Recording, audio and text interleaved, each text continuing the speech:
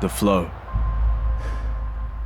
A state of mind which allows us to use our full potential. Take a deep breath and focus.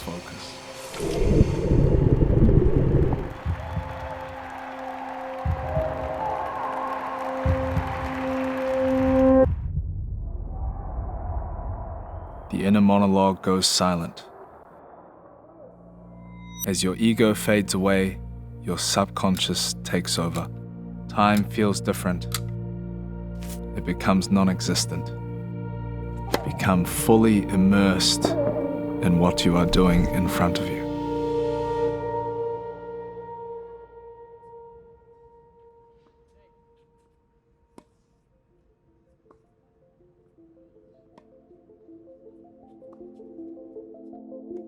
When you're fully immersed in the game, when you're fully immersed in the movements, it's such a fast game where you almost forget everything. Wenn ich in einem tiefen Flow bin, dann komme ich raus und es ist Wahnsinn gewesen. There's no thinking there, it's all instinctual. All the movements are done in order to be able to win the match. It's a empowering feeling, and it's what every tennis player looks for when they play tennis.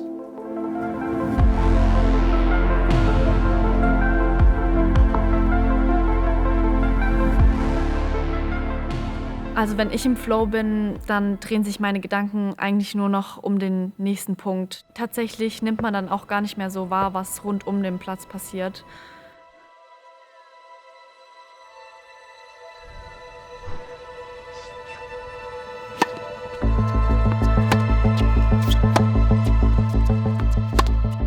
In einer Situation, beispielsweise im Sport, kann man ein paar Stellschrauben drehen. Und eine Stellschraube ist, die Ziele möglichst nah zu setzen. Ja, was ist der nächste Schritt? Was ist der nächste Ball? Wo ist der nächste Laufweg? Das bringt mich wahrscheinlich in den Flow. Das ist ein Aspekt, eine Stellschraube. Die zweite Stellschraube ist Feedback. Woher kommt Rückmeldung? Bleib stark im Bauch und pack rein. Komm. Yes. Und dann. Yes. Links, rechts. Und das Dritte, was wir machen können, und das hat auch mit der Schwierigkeit der Aktivität zu tun, ist immer in dieser Aktivität zu bleiben, nicht abzubrechen. Nicht sich rausbringen zu lassen, sondern wenn eine Irritation kommt, ob es ein Gedanke ist oder eine Störung von außen, trotzdem weiterzumachen. Step out, shuffle back and back in.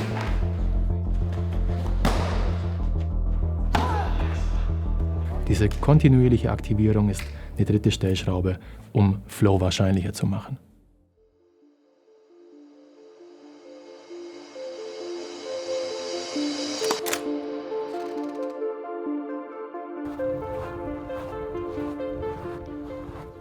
In einem Match denke ich schon, dass man definitiv gegen sich selber spielt. Es ist einfach ein konstanter Kampf, diese negativen Gedanken nicht hochkommen zu lassen.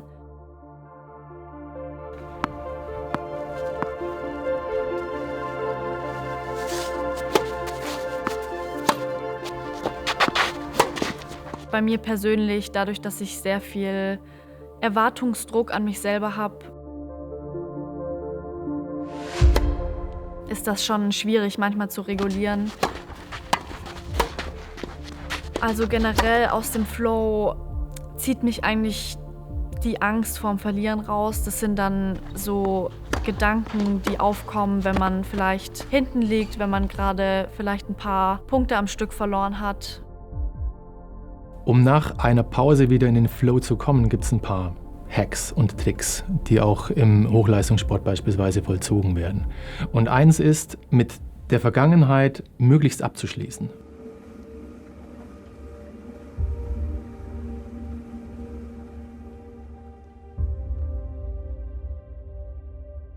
Für mich ist es auf jeden Fall wichtig, eine gute Intensität auf dem Platz zu bekommen.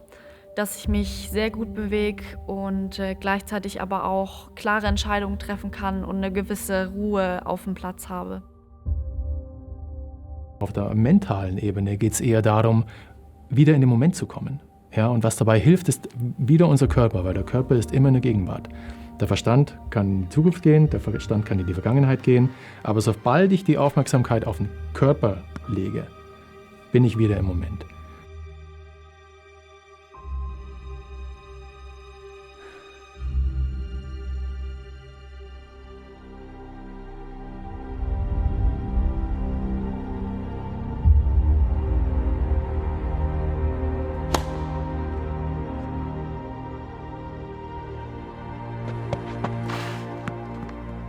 Und wenn ich die richtige Balance finde, dann spiele ich auch meistens immer mein bestes Tennis.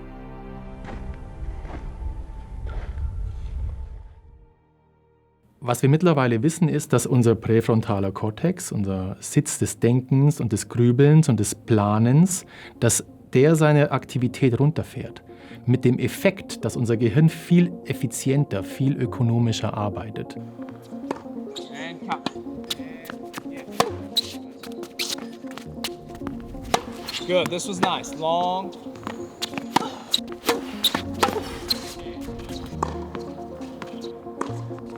Was man glaubt, ist, dass im Flow die Herzfrequenzvariabilität sich erhöht, was in einem Gefühl mündet von Anstrengungslosigkeit.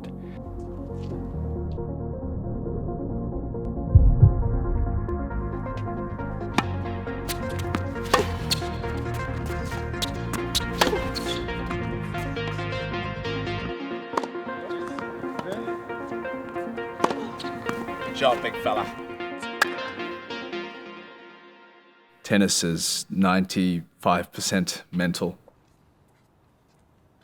The way we deal with all of the variables, also different stages of the match as well. The beginning of the match is different to the middle, to the end, to the different temperature and how you feel always. So every moment sort of requires a different approach to that moment. So it's difficult to describe, but one serve at the beginning of the match might feel free and easy.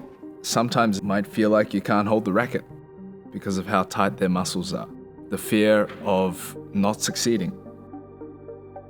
The people that doubt you. All of these things come into mind when players fall into this kind of frozen mode where they don't know what to do.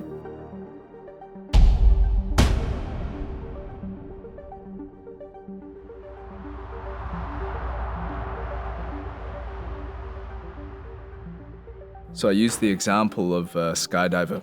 So the first time you skydive, you're on the edge of the plane. You have so much fear in your mind that when you jump, what can happen? But you do have a parachute.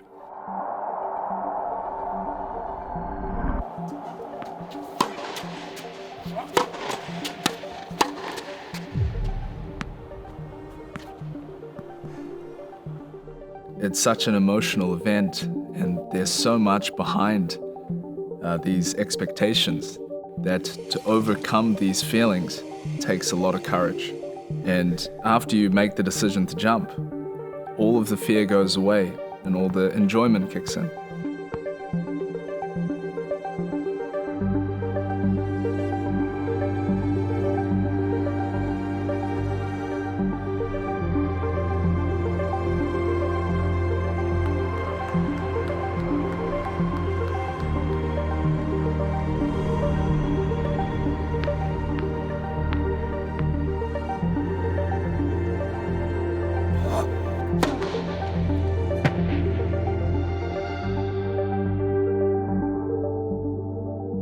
It's a combination of accepting everything. It's being so absorbed in the movements that is required to hit the ball in the right spot. And you kind of find all of the answers in front of you, and you kind of get so lost in that where you almost forget everything.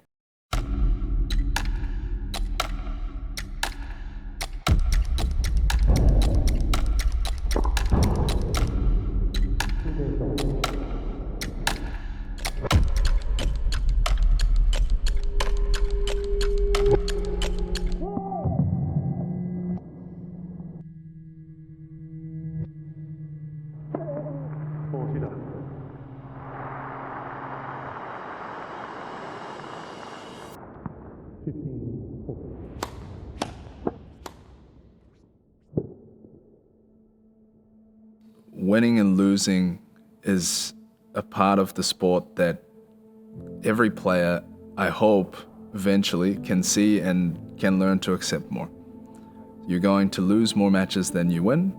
You're going to win around half of the points that you play. And every day you're going to have moments that you win and you lose. In this sense, in this way it's shown, it's a fascinating sport that never really gets old. And I've never come across something like this. So it teaches so much more than just hitting a ball into the court. It's about perseverance, it's about courage, it's about overcoming to be able to try better the next time and still be able to grow all the different parts of how you approach the sport. Makes it a very exciting thing to come onto the court every time.